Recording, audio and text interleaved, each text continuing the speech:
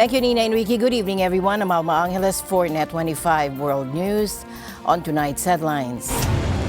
President Trump's trade policies are taking a toll on global economic outlook. Global growth will reach 2.8% this year and 3% next year, a cumulative downgrade of about 0.8 percentage point relative to our January 2025 Rio update. Well, what we're seeing, of course, is a very significant impact of the new trade tensions between the U.S. and a number of other countries. Defense Secretary Gilberto Teodoro announced just today that the second batch of those Brahmos supersonic cruise missiles is about to land on our shores.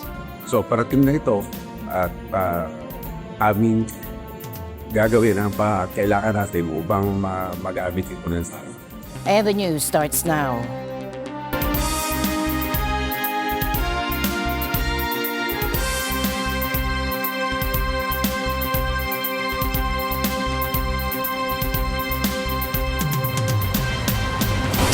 President Trump's trade policies are taking a toll on global economic outlook. The IMF has downgraded growth forecasts for almost all countries, with the U.S. facing the steepest decline among advanced economies, and China's growth falling short of expectations. The International Monetary Fund slashed its global growth forecast Tuesday because of the impact of U.S. President Donald Trump's tariffs, saying they will hurt the economy of the United States, China, and most other countries. Pierre-Olivier Gorinches is the IMF's chief economist. Well, what we're seeing, of course, is a very significant impact of the new trade tensions between the U.S. and a number of other countries. We've seen a flurry of tariff announcements since the end of January, with countermeasures from some countries. And all of that is very heavily coloring our outlook for this year and next year. The IMF now sees global growth at 2.8% in 2025. The surge in policy uncertainty is a major driver of the economic outlook. If sustained, the increase in trade tensions and uncertainty will slow global growth significantly. Reflecting this complexity, our report presents a reference forecast which incorporates policy announcements up to April 4 by the U.S. and trading partners. Under this reference forecast, global growth will reach 2.8% this year and 3% next year, a cumulative downgrade of about 0.8 percentage point relative to our January 2025 Rio update. Its U.S. outlook for this year dropped nearly a full percentage point to 1.8%, and its forecast for China fell to 4% from 4.6% earlier in the year. It sees output near these levels in 2026. The IMF called the report a reference forecast based on developments through April 4th, citing the extreme complexity and fluidity of the current moment. Gorinches told reporters it was not forecasting a recession in the U.S., but the odds of a downturn had increased from about 25% to 37%. He said the IMF was now projecting U.S. headline inflation to reach 3% in 2025, 1 percentage point higher than it forecast in January due to tariffs and underlying strength in services. He said the combination of potentially slower growth and higher prices will create challenges for the Federal Reserve. What we see is in the U.S. is the tariffs acting as a supply shock. So that's lowering output and that's increasing price pressures. Not the good news for a central bank, because you're facing a difficult trade-off, and the higher price pressure is something that you have to get under control. But there is also the increased uncertainty, and the increased uncertainty, which is related to the fact that no one is able to tell where things will settle eventually, means businesses are pausing investment or purchases, and that's weighing down on activity that could continue. Asked about the impact of any moves by the White House to remove Fed Chair Jerome Powell, Gorinches said it was absolutely critical that central banks were able to remain independent to maintain their credibility in addressing inflation. The global economy needs a clear, stable, and predictable trading environment, one that addresses some of the long-standing gaps in international trading rules. Monetary policy will need to remain agile and respond by tightening where inflation pressures re-emerge while easing where weak demand dominates. Monetary policy credibility will be key, especially where inflation expectations might de-anchor, and central bank independence remains a cornerstone. And we're just coming off the cost of living crisis, a surge in inflation rates to double digits that we haven't seen in more than a generation. So the critical thing is to make sure that inflation expectations remain anchored, that everyone remains convinced that central banks will do what is necessary to bring inflation back to central bank targets in an orderly manner. U.S. President Donald Trump says he's optimistic he can reach a trade deal with China. And Trump is now saying he has no plans to fire the chairman of the Federal Reserve, Jerome Powell. Here's Thomas I. Likeness for more. Trump says trade talks with China will be civil and he will be Mr. Nice Guy in the negotiations. I'm not going to say, I'm going to play hardball with China. I'm going to play hardball with you, President Xi. No. We're going to be very nice. They're going to be very nice. And we'll see what happens. But ultimately, they have to make a deal because otherwise they're not going to be able to deal in the United States. Trump says if no deal can be reached, the U.S. will set the terms. As far as tariffs on Chinese imports, Trump says they will come down once there is a deal. 145% is very high, and it won't be that high. It's not going to be that high. It got up to there. We were talking about fentanyl, where various elements built it up to 145. No, it won't be anywhere near that high. What level do you think it'll come down to if you haven't? It'll come down substantially, but it won't be zero. But typically, Trump provides no details on when talks with China will begin or when tariffs might come down.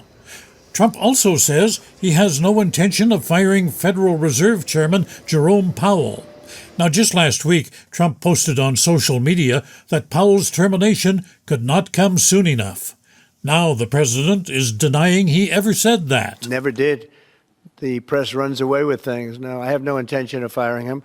I would like to see him be a little more active in terms of his idea to lower interest rates. This is a perfect time to lower interest rates. If he doesn't, is it the end? No. It's not, but it would be good timing. It could have taken place earlier, but no, I have no intention to fire him. Trump's de-escalation of his attacks on Powell and China seems to have soothed some of the fears investors on Wall Street have had. U.S. Treasury Secretary Scott Bessent also provided some calm for the financial markets. He told a private meeting Tuesday that the ongoing trade war with China is unsustainable. The markets welcomed that news, finishing the day with gains of more than 2.5%. But the ongoing trade war and other chaos out of Washington has prompted the International Monetary Fund to revise its forecasts for world economic growth. Chief economist Pierre-Olivier Gouroncha says the fund predicts slower growth for the U.S., China, and most other countries. Well, what we're seeing, of course, is a very significant impact of the new trade tensions between the U.S. and a number of other countries. We've seen a flurry of tariff announcements since the end of January with countermeasures from some countries. And all of that is very heavily coloring our outlook for this year and next year. And while Tuesday's remarks from Trump may provide some temporary relief in the markets, the absence of a clear trade policy has left the financial world still trying to cope with a lot of uncertainty. Thomas I. Likeness, NET25 World News. And also tonight, with a significant development in the defense ties between India and the Philippines. Take a look. Defense Secretary Gilberto Teodoro announced just today that the second batch of those Brahmos supersonic cruise missiles is about to land on our shores. Ang aking ginagawa, na-order nga dito, ngunit kung saan ito ilalagay at kung saan ito i-store, hindi nakahanda noon at aming inihabol at aming inikanda. So parating na ito at aming gagawin ang kailangan natin upang magamit ito ng sana. This delivery is the second of 3 missile batteries acquired under a $375 million agreement with Brahmos Aerospace finalized in 2022. The Brahmos missile system, with a range of 290 kilometers and multi-platform launch capability, is a key component of the Philippine military's ongoing modernization program. This delivery comes at a time of heightened diplomatic and security tensions between Manila and Beijing, largely stemming from ongoing disputes in the South China Sea and recent accusations of espionage. This system, exported to the Philippines, is a complete coastal defense package, including mobile launchers, radar, and command centers, all designed for the Philippines' challenging terrain. This supersonic missile can carry a substantial warhead, and its low-altitude sea-skimming flight makes it extremely difficult to intercept. For the Philippines, this acquisition is crucial for bolstering its coastal defenses, particularly in the South China Sea, enhancing its ability to protect its extensive coastline and maritime interests. A horrific attack has rocked the popular tourist region of Pahalgam in India's Jammu and Kashmir region. Now, suspected militants opened fire earlier this week, leaving a trail of death and injury. At least 26 people were killed, 17 others wounded in the attack, which occurred in the scenic Baisaran Valley. This area, often dubbed Mini Switzerland for its stunning landscapes, was bustling with tourists enjoying the spring season. Authorities estimate around 1,000 people were present when the gunfire erupted. I heard 2 gunshots and saw a large gathering of people. When I reached the firing site, I rescued 3 individuals. The victims of this senseless violence were all men, including 25 Indian nationals and 1 citizen of Nepal. As security forces intensify their search for the perpetrators, a little-known militant group calling itself Kashmir Resistance has claimed responsibility. In a social media message, the group expressed anger over the perceived settlement of outsiders in the region, alleging it's aimed at triggering a demographic change. India's security agencies believe this group is merely a front for militants based in neighboring Pakistan.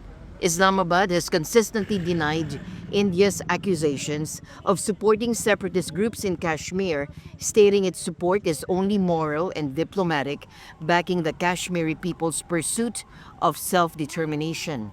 In the wake of the attack, hundreds of security personnel have been deployed to the Baisaran area to hunt for the gunmen.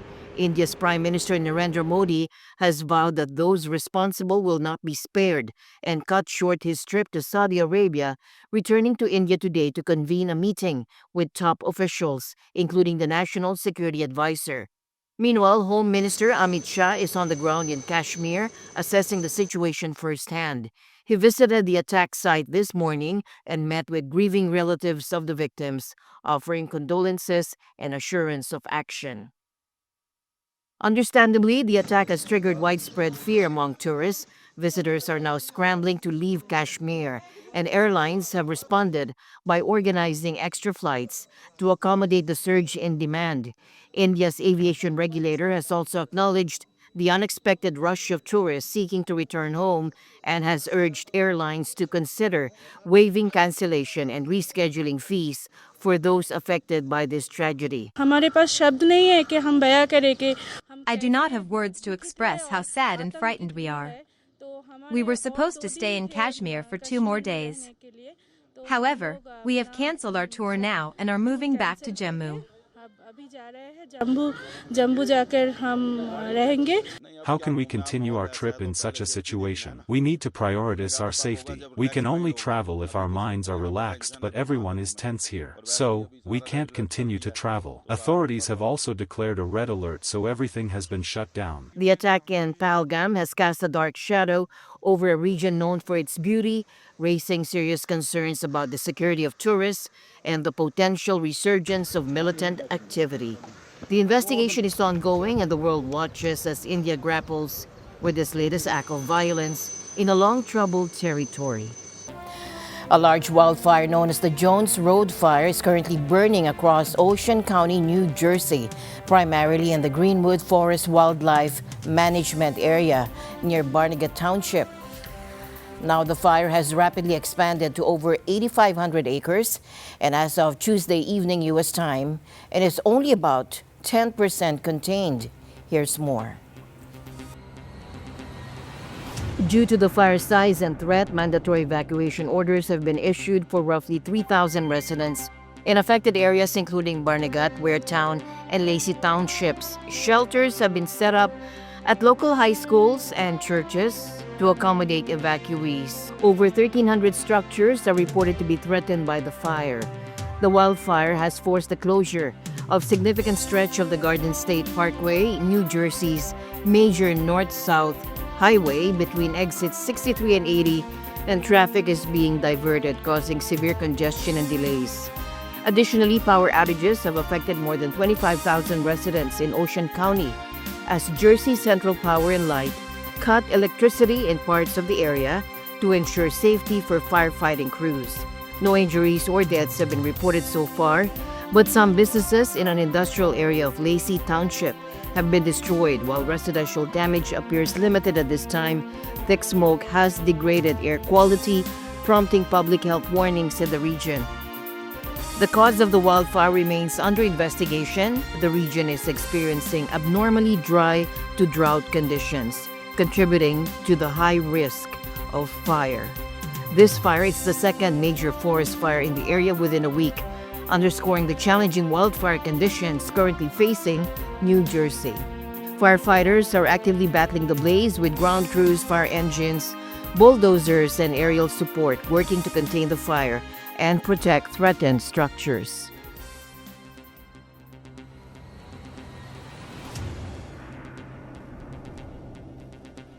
Hawaii's Kilauea volcano has come back to life, erupting again early this morning with some truly spectacular lava fountains. The south vent shot lava as high as 600 feet, and that's about the height of a 60-story building. Meanwhile, the north vent was putting on its own show, with fountains reaching up to 200 feet. This latest activity marks the start of what scientists are calling episode 18 of the ongoing eruption inside the Halemaumau crater.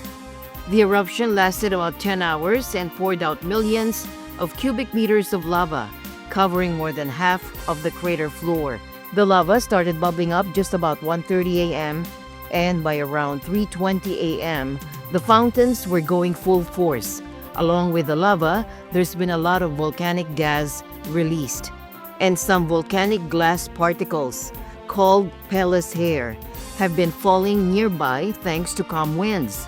Officials say all the action is still contained within Hawaii Volcanoes National Park, and there's no sign of activity spreading to other parts of the volcano.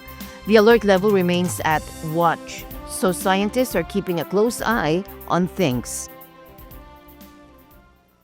A strong earthquake with a magnitude of 6.2 rocked Istanbul today, shaking the city of 16 million residents. Now, the Turkey's disaster agency AFAD reported the quake hit at 12:49 p.m. local time with its epicenter near Silivri, about 80 kilometers west of Istanbul at a shallow depth of around 7 to 10 kilometers. Buildings swayed across the city, prompting many residents to evacuate. There were no immediate reports of major damage, but one person was injured after jumping from a balcony during the tremor, according to local broadcaster TGRT. AFAD has warned people in the affected region to avoid entering any buildings that may have been damaged. The quake is among the strongest to hit Istanbul in recent years and occurred during a public holiday, adding to the disruption. Authorities continue to monitor the situation closely, and updates will follow as more information becomes available. Thai rice farmers are facing a double whammy. Already struggling with low prices after India's return to the export market, they now brace for potential U.S. tariffs under President Trump that could devastate their lucrative American market. Take a look. Tariffs imposed by U.S. President Donald Trump may pile pain on Thailand's ailing rice sector, valued at billions of dollars. Things were already bad this year after rice prices crashed when India resumed exports in September. Now Thailand, the world's second largest exporter of rice, faces a 36% tariff on goods. Those kick in unless talks with Washington are successful before Trump's tariff moratorium ends in July. Rice farmer Dang Dong Singh, who sells her harvest at a rice mill in central Thailand, worries about her income, which provides for a family of 9. The problem is that the price of rice is very low, while other costs such as fertilizer and farmland rent are higher. There is an imbalance and I'm losing money. The US is Thailand's third largest market by volume, but most lucrative. It usually imports the most expensive fragrant jasmine variety, which the Thai Rice Exporters Association says brought in $735 million last year. The group's honorary president, Chukyat Opadwong, says Thailand will struggle to compete in the US market if the new tariffs go ahead. If the U.S. imposes high tariffs on us, our jasmine rice will be too expensive to compete. If they impose 30% tariffs at $1,000 per metric ton, the price would rise to about $1,300. This is a very high price, and since we don't know how Vietnam plans to negotiate, and the price of Vietnamese jasmine rice is at $580 per metric ton, no matter how much they manage to bring the tariffs down, or even if they get like a 40% negotiated tariff, there is still a considerable gap between our price and their price, given our higher base price. The association noted a 30% decline in Thailand's overall rice exports for the first quarter. That's as countries delayed buying decisions and supply grew with India's return to the market. The association expects a similar decline in exports over the next 3 months. The concessions Thailand is proposing to counter Trump include bringing tariffs of U.S. corn down from 73% to 0. But industry groups say that would also hurt Thai farmers.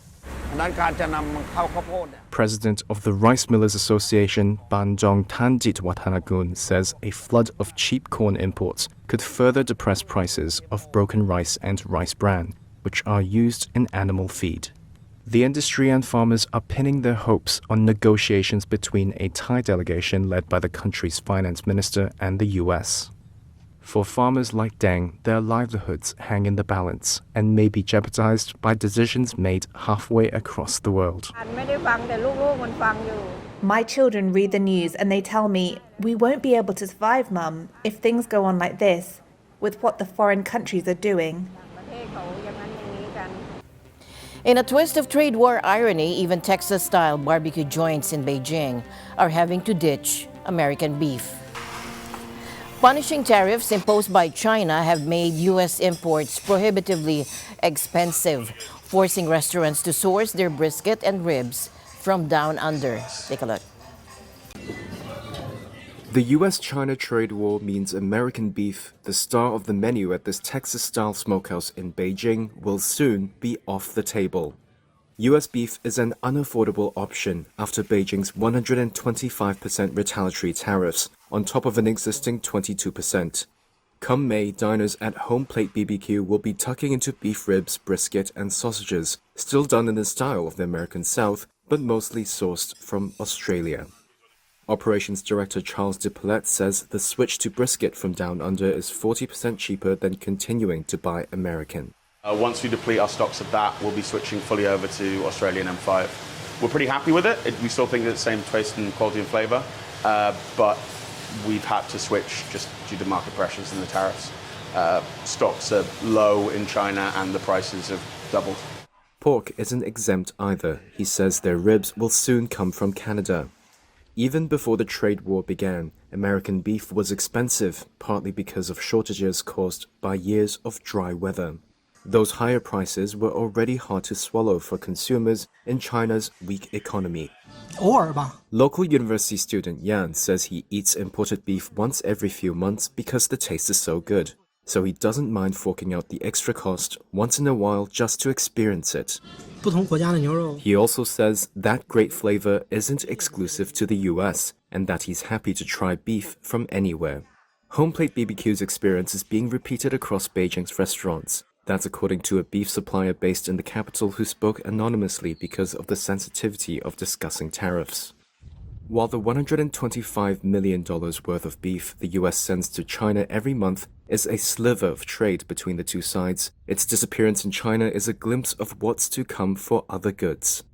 Tian Chenshu, a senior economist at the Economist Intelligence Unit, says China seems to be lowering its dependence on US exporters. I think there's an additional layer, which is China is intentionally hitting the U.S. farming sector, which means that U.S. farmers will be very difficult to find an exemption from China. Yeah, so I think essentially the beef trade will be blocked. Yeah, and Chinese importers or U.S. exporters need to find something alternative markets. He estimates across the board, 80% of US-China trade is being hit by mutual tariffs. And he says that will only deepen the decoupling between China and the US in terms of trade. And the news continues here on NET25. We'll be right back.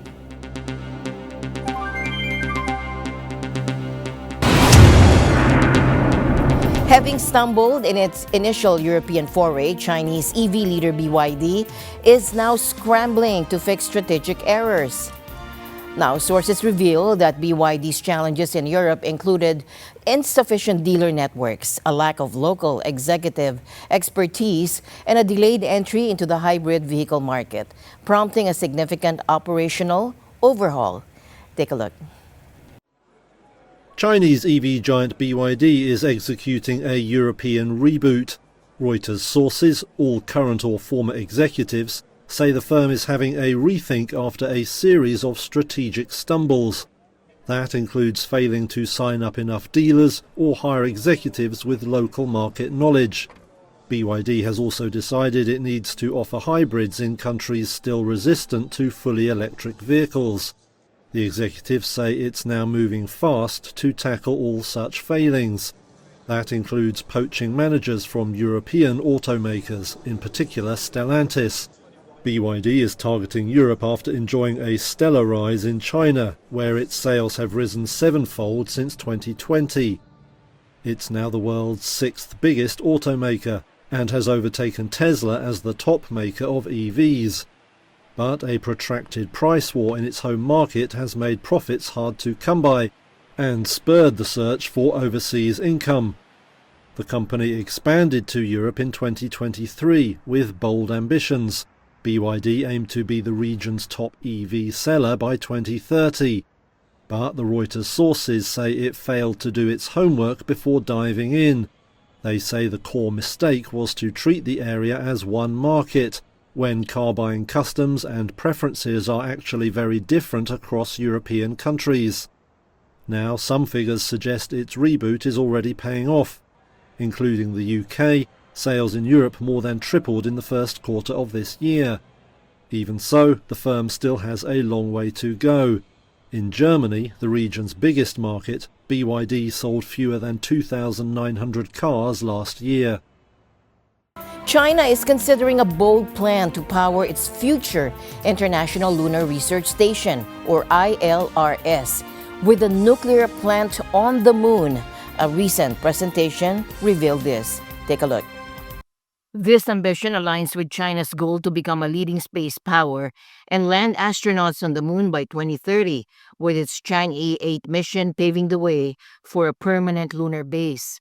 While large-scale solar arrays remain a potential power source, the inclusion of a nuclear power unit in a presentation to international partners of the ILRS suggests strong support from Beijing, despite no formal announcement. Russia's Roscosmos had previously indicated a joint nuclear reactor project with China for the ILRS by 2035. We and the People's Republic of China have big plans, interesting, good and grandiose ones for cooperation in space. In general with the BRICS countries, with India, South Africa, Brazil. This cooperation does not stop and it cannot stop. China's Lunar South Pole Outpost timeline mirrors NASA's Artemis program, aiming for a U.S. crewed lunar landing in late 2025. The ILRS's basic model is targeted for completion by 2035, with China's Chang'e probes contributing to its construction. Looking further ahead, China envisions the 555 project, inviting broad international participation in the ILRS. And with that, we end tonight's broadcast. For everyone here on NET25, I'm Alma Angeles. Thank you all for joining us. Good night.